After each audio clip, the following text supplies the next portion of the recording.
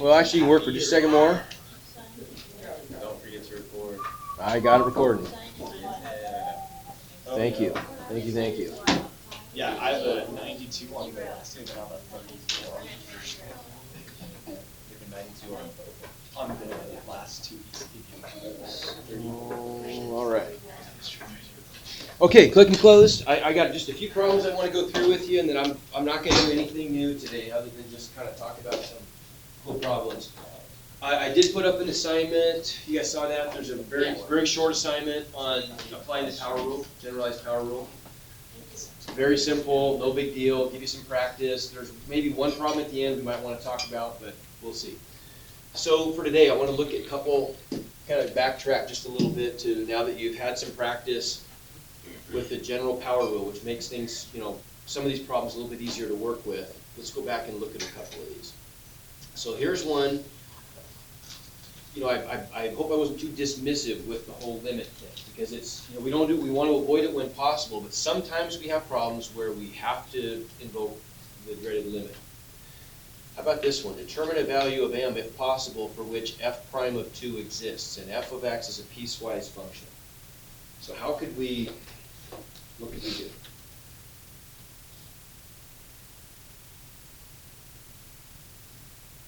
Talk to me. What are the dangers here? Sometimes when you want to know, determine a value of m if possible for which the function does exist at 2, or the derivative function does exist at 2, for which the derivative is defined, right? That's really what that's saying, isn't it? The derivative is defined there. Well, what are the circumstances where it wouldn't be defined? That's really the way you want to approach these, and then we'll just find a value of m that knocks all those. It's not continuous, first of all, right? So it's got to be something that's continuous. Okay. What else has to be true? Has to have the same slope from the left and from the right. So the continuity thing, you guys are pros at that. Well, how would we set this up so it's going to be continuous? That would be, how would I approach that mathematically? For it to be continuous, what would have to be this? They'd have to be approaching.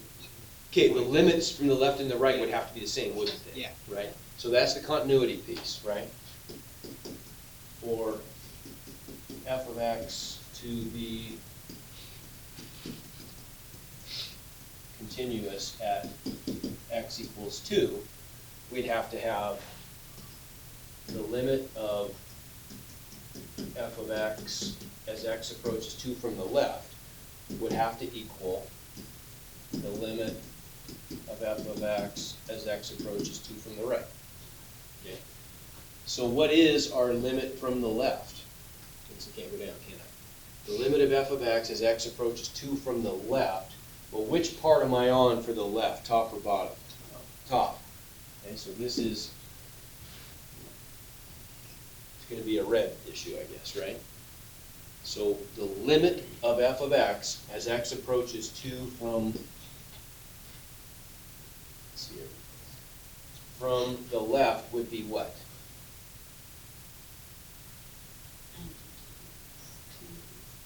So I'm just I can evaluate this directly, right?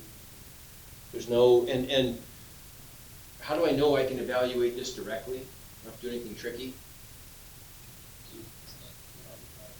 Because I'm not getting 0 over 0, that means more work, right?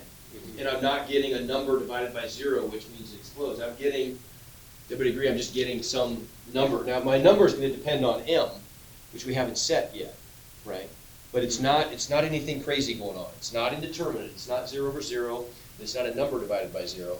So we can evaluate this directly and just get 2m minus 16, right?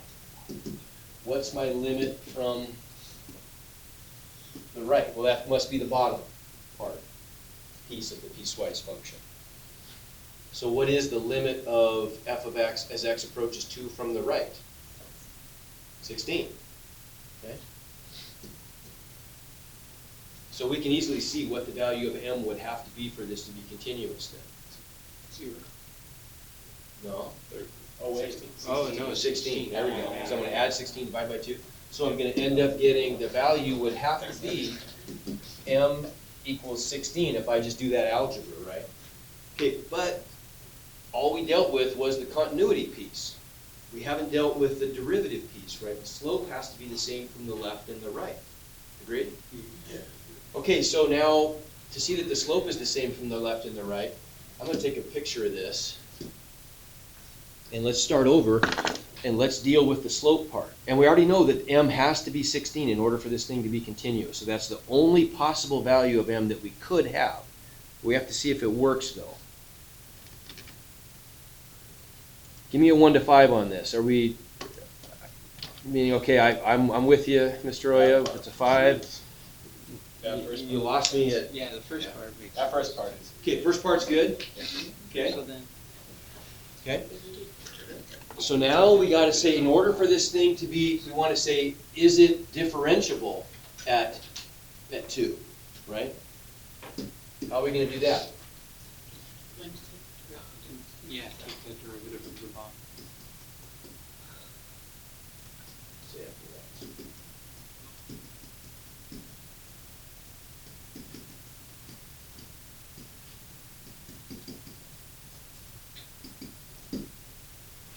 How am I gonna say that? That's gonna be a little weird. We're gonna say that the derivative from the left is equal to the derivative from the right, okay? So, I'll just write those words for now.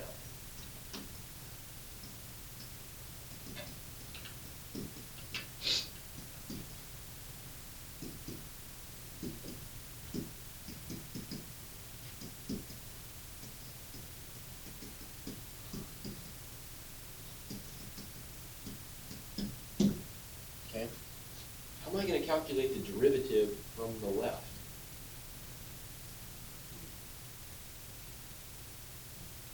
Go ahead and take the derivative of 16x minus 16. Of 16x, right, because we know what m has to be, right? Yes. We already decided, for this to work, m has to be 16, right? So we gotta take the derivative of 16x minus 16 from the left. Okay, well, from the left, that sounds an awful lot like a limit, doesn't it? So let's go back and let's approach this with our limit definition of a derivative. Quickly, what is our limit definition of a derivative? We'd say that f prime of x equals limit of X plus h minus f of x as h approaches 0. approaches 0, okay? Only this time, we're gonna be approaching 0 from which direction? From the left, right? Everybody agree? Because we're gonna wanna have values where x plus h is slightly less than x, aren't we? Right? We want to approach x from the left, which means that our distance from x has to be small and negative. Okay? Everybody get that? Okay, so from the left, we're gonna get the limit of, how am I gonna say that? What's f of, this is gonna be a 16x minus 16, so what's f of x plus h? 16x Okay, good. 16 times, instead of an x, I'm gonna get an x plus h minus 16, put it all in brackets, right? So that whole thing is f of x plus h minus 16x. 16x minus 16 is f of x all over h as h approaches 0 from the left. Okay? That's our derivative from the left, isn't it? So we can simplify that. What's that give us? 16x So I'm gonna get 16x plus 16h minus 16 minus 16x plus 16 Yep. plus 16 all divided by h as h approaches 0. Well, look what's happening here. I gotta quickly. So the 16x's cancel, the 16's cancel, and I just get 16h over h, which is what? 16. 16. So on the left, we're getting 16. That's our derivative from the left. Okay, how about our derivative from the right? Okay.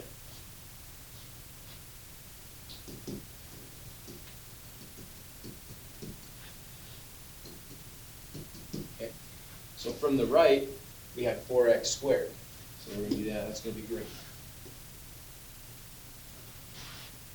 So let's calculate that derivative. We got the limit of, so what's that going to be? If it's 4x squared, how do I, if f of x is 4x squared, what's f of x plus h? 4 times x plus h squared. Yeah, what used to be an x is now the quantity x plus h, right? So we're going to get 4 times the quantity x plus h squared. So that whole thing is just f of x plus h minus, what's f of x again? 4x. Over h, as h approaches 0. So I got to expand that out. What do I get when I expand out x plus h quantity squared and then multiply by 4? 4x squared plus 4x Plus 8. 8x, I'm going to get an x squared plus 2xh plus h squared, but distributing a 4 makes that an 8. Yes.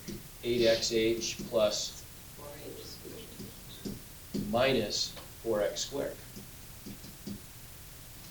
All divided by h. As h approaches 0, well, look, we get the 4x squareds cancel. Now what? Taking h out. Taking h out, very good. Man, you guys are getting this stuff, this is good. And then we're left behind with what? 8x plus 4.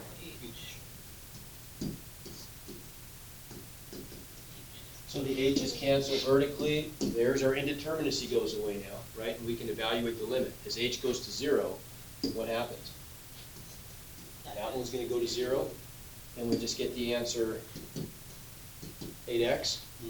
Okay, so that is our derivative, and hang on, we're approaching h, I forgot to do something, we're approaching h from the right, aren't we? Yeah. Did that make any difference? No. No. Not really, right? It didn't change any part of our answer, did it? We still get 8x. So that's our derivative from the right. So we just have to ask ourselves then, the derivative from the left and the derivative from the right, are they the same thing? Okay, well, set them equal and see. Derivative from the left was 16. Okay, so is 16 equal to 8x? Well, what's the x value we're approaching? 2. 2. So did it work? Yes. It did, right? So they are equal.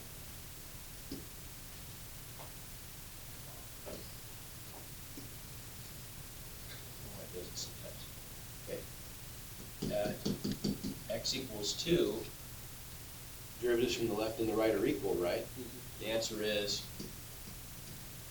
yes. If that's the question, the answer is yes. And so, did that value of m work?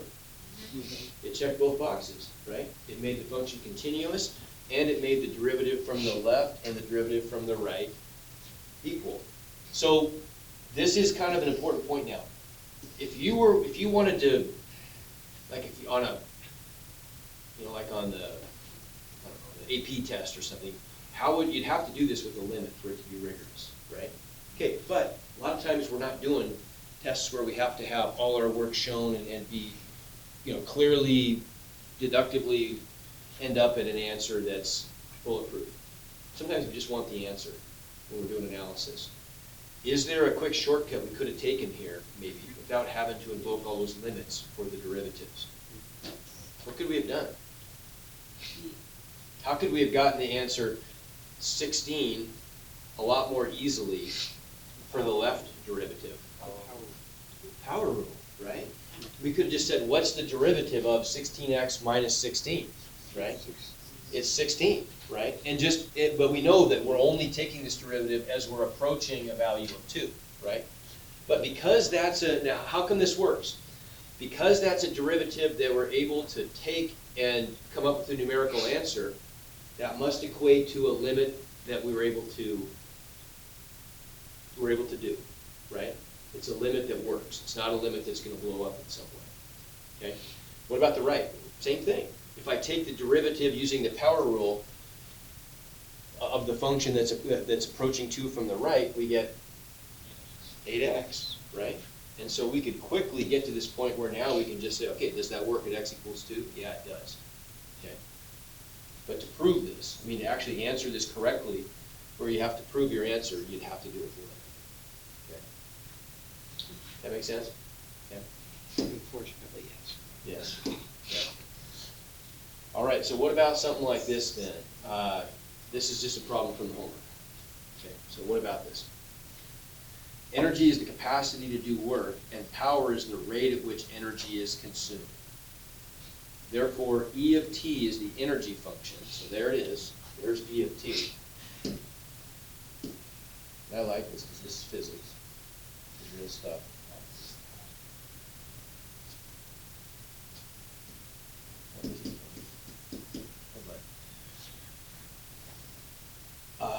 And P of t is the derivative of E, right? Power function. Do you see that connection, first of all? What in the language there is telling us, okay, P of t, the power function, has to be E prime of t. What's the key word there that says, okay, we got to take a derivative? Stop me when I get to it. Energy is the capacity to do work, and power is the rate at which, there you go, right, is the rate at which energy is consumed. What does a rate mean? We've got to make this connection. What's a rate mean? Going back to Algebra 1. When you talked about a rate, wasn't that always a slope, right? Yeah. Remember doing that stuff way back when? You always looked for those linear equations where you had a start value and then you looked for a rate and that was going to be the derivative. Still true. A derivative is, a rate always corresponds to a slope, and what's a slope in terms of calculus? That's a derivative job, isn't it, to calculate slopes? So if power is the rate at which energy is consumed, it's a derivative. So here's we haven't focused on this really yet at all. We're going to go here soon, though. There's a big section coming up, a really fun section, where it's called related rates. Right? Where we're going to use calculus to do some amazing stuff where we can relate rates of change of like real physical quantities, super cool stuff.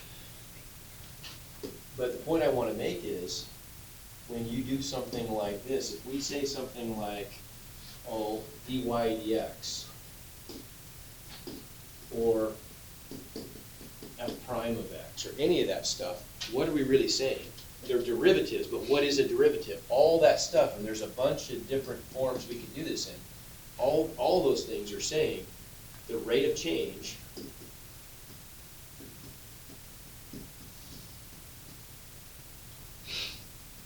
of, we'll fill in the blank, the rate of change of whatever the original function is. So it could be a y, or it could be an f of x. They mean the same thing, doesn't it? Right? We could either say the rate of change of y or f of x, depending on what nomenclature we're picking at that time. We're using function notation or we're using y's. The rate of change of y or f of x with respect to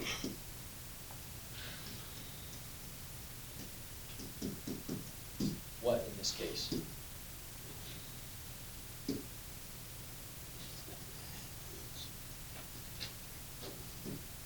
X. Right? So that's how a derivative relates to the concept of a rate of change. Whatever the function is, if we talk about this in terms of a slope, it makes total sense. If we've got some function, call it f of x, and I want to know what the derivative is at that point right there, well, it's a rate of change of this variable with respect to that variable. That's what a rate means, right? How is the output, how is the dependent variable changing with respect to the input, the independent variable? So it could be a Y, this could be the Y-axis. We might call it f of x if we're graphing a function, right? But this is the x-axis, at least typically, it could be t, right, for physics type thing. Actually, most of the applications, it will be a t. But you get the idea, whatever this variable is, we're looking at the change with respect to that. Change of what though? Well, whatever we're graphing, whatever the function represents. Okay? Like it might be that we're looking at energy, and we are. We're looking at energy as a function of time, right? So then the slope would be the rate of change of energy with respect to time. Okay? I know I'm hammering this point, and probably thinking this is really overkill, but this is so important, I want this to stick. The word rate immediately says, all right, that's a derivative. Okay? So now let's actually do the problem. The graph shows energy consumed by a small community over a 25-hour period. That's for parts A through C. So estimate the power at T equals 15 hours. So those of you who have successfully done this, how did you do it? Yeah, I think we touched on this just a little bit maybe last time. What did we do? How do you do that? You do like a tangent line. Okay, right. Power is a derivative, right? So what is this saying? Estimate the power at T equals 15 hours. How do we say that with calculus? Well, that's P of 15, right? But what is P of 15? That's E prime of 15, right? Because power is the derivative of energy, right? So then, what's that mean? If this is an energy graph, doesn't that just mean, let's translate that. That's just the slope of the tangent line at T equals 15, right? That's what the derivative does for us. So we just have to go over here at 15. We have to kind of try to draw a tangent line and just make an estimate based on the slope of that tangent line. What's the slope? Now, the choices, it's not like you have to get it exact. The choices were pretty obvious, right? Yeah. You can't eyeball this and get it exactly right. That's not the point, but we can make a fairly accurate estimate. So if we were to make a slope triangle out of this, going from like that point to that point, we're dropping by about what? I mean, it looks like it's, oh, what is that? Yeah, I don't think I probably drew that very well, honestly. Let me redraw that. I think I drew it pretty probably tangent line. Let me try that. I know I did that. So that's a little better, isn't it? Maybe, I mean, it's still not perfect. I think that's a little better. So it looks like it's dropping by about, 5-ish, right? If this is going by, or not 5, like 25 maybe? These are increments of 25. Does it look like it's dropping by about one of those increments? Yeah. Okay, so if I make a slope triangle, our rise is negative 25 watts. I mean, it's going to be kilowatt hour, whatever units of energy are, right? We won't even worry about the units for that. So negative 25. And what's our run going to be? 15 to 20, yeah, the run is 5 seconds. And so then what's the slope going to be? Well, negative 25 over 5 is about negative 5. Negative 5 what? Well, we're measuring the power in kilowatt hours. Actually, kilowatts, sorry, kilowatts. And so we end up with negative 25 kilowatts. How did I know, other than the fact that it's physics stuff, how could anybody know that the answers should be in units of kilowatts? Because your y-axis is in kilowatts per hour and x is in hours. The y-axis is in kilowatt hours, so it's kilowatts times hours, right? Yes. If I actually calculate this slope, when you see this, the slope is equal to, on the top, we include the units, we get negative 25 kilowatts hours, means a kilowatt times an hour. You have to put the time sign there, but it's there. On the bottom, we've got 5 hours, right? We're measuring this in hours. And so what happens? Well, yeah, look. The units cancel, and what do you know? I end up with negative 25 kilowatts. Which you probably, if you study, we guys have to talk about power units. You will. 5, that's Okay, so negative, oops, should be negative 5. Right.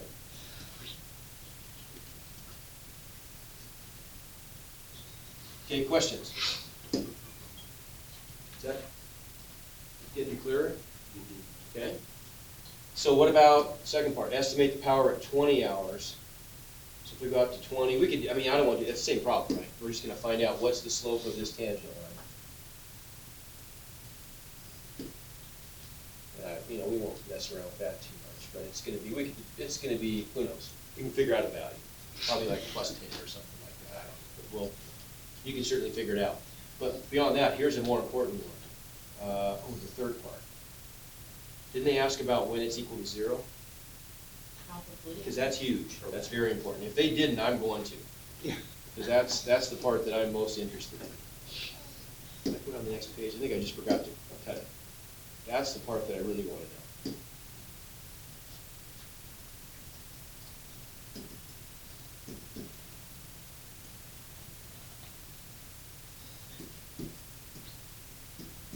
When's the power 0? Tell me. Got 5. Okay, about 5. How come at 5? Because that's where we have. Tangent's horizontal. Bingo, right? The rate of change, the derivative has a value of 0 when you have a horizontal tangent line. So that may seem like an odd thing, and I think I've included a couple questions just to get you used to looking for those. And I can imagine you probably were thinking, gee, that's a made-up, contorted question. But no, that's what we're going to spend the majority of our time doing when we get to the end of our differential calculus section. We're doing optimization. We spend most of our, or at least half of our time, just finding the places where functions have horizontal tangents, because those are places where the value of the derivative is 0. For reasons that will become clear later, those are really prized possessions mathematically for calculus students, right? Those are the places we want. So we can see that here's a place where we have a horizontal tangent at t equals 5, and then there's another one like 17. Yeah, 17-ish, right about there. About 17. So 5 seconds, 17 seconds. Okay? All right. Hours. You're right, hours. It's a large power fluctuation. That is, you're right. You just have a generator. Look, is that city Chernobyl?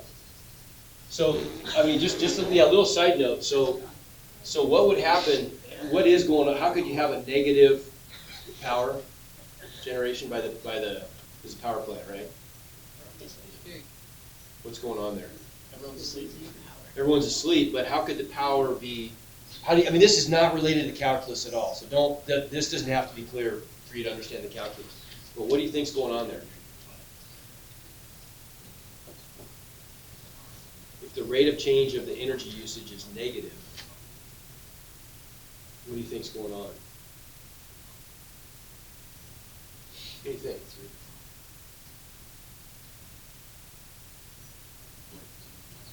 Yeah, but there, you could actually have, like, if you have a negative power would mean that you're, You got like solar panels. exactly, you're feeding energy into the grid, right? Yeah, there you go, bingo. Okay. Yeah. Oh, there's the other part, we already did this though, right? Okay. Where does it reach a maximum? Where would the power be a maximum, based on this graph? 5. No, No, where would the oh, I power see, be a I maximum, see. not energy? Yeah. So then like 20, 25. Yeah, everybody agree, this is probably the place, this is where the slope would be its steepest, maybe right about, I don't know, I'm just guessing, but say right about there, seems to be about the steepest tangent. Yeah. Ish, right? So that would be its maximum at 15, they say 15. No. It'd be at 20. Oh, there we go, yeah, so it's maximum at, Those are your answers. oh, those are the answers, right. Is that 23? Yeah, about 23, right? Yeah. Yeah. Okay. Okay. And, oh, never mind, I guess we're done with that one, that's good. Okay, this is the question I've been waiting for. This is a really good one. This makes you think, okay? Find an equation of the line that's tangent to f of x and parallel to the given line. Okay? So this helps to really kind of think, you don't have to get an accurate graph in your head, that's hard to do. But can you think about what that's asking you in terms of what the graphs might look like? How, we're looking for a line, a tangent line to this curve that's parallel to that line. Slope of 3. Okay, so it's gotta have a slope of 3, right? If we take this line over here, take this line, and we put it in slope-intercept form, we just get y equals 3x Plus one. minus +1. Agreed? Yeah. Okay, so that's telling us that m equals 3, right? So if we want the tangent line to be parallel to this line, we know it has to have a slope of 3, okay? Yeah. Now what are we gonna do? Good power. Okay, so we're gonna differentiate, right? Because we need a derivative. Derivative, it gives us slope. So if we differentiate this, we get f prime of x, using our new tricky rule, what is it? 3x squared. There you go. Okay, so now we wanna know what value or values of x is going to give us a slope of 3. So what do I do? How would I ask the math gods where that happens? Where the slope of the tangent line equals 3. Yeah, set them equal. Right? I would say, when is 3x squared equal to 3? Doesn't that make sense? Right? You want to know, find an equation of the line tangent to f of x and parallel to the given line. Well, the and parallel part is this part over here. Right? Has to have a slope of 3. Slope of the tangent line, well, that's this part over here. The slope of the tangent line is given to us by the function 3x squared. Remember what the derivative function does. It's telling us for any input value of x that I choose, it's telling me what the slope of the tangent line is. For example, if I plug in f prime of 1, I don't want to pick that one. F prime of 2, what do I get back? 12. So what's that tell me? When x equals 2, what's the slope of the tangent line? 12. Okay, but I don't want 12, I want 3. So I'm going to set the derivative function equal to 3 and just let the math gods tell me through algebra. I'll solve. So what do the steps look like? Divide by 3, so I get x squared equals 1. So what's that give me for my solutions? Good, x equals plus or minus 1. Right, so those are the two places, that easy, right? That's pretty powerful stuff that the derivative can do that for you that quickly, right? So now we know the two places on the graph where it's parallel to that line. We don't have time, dude. When are we out of here? Oh, man, I just didn't get to my graph. Almost made it. Almost made it. Close.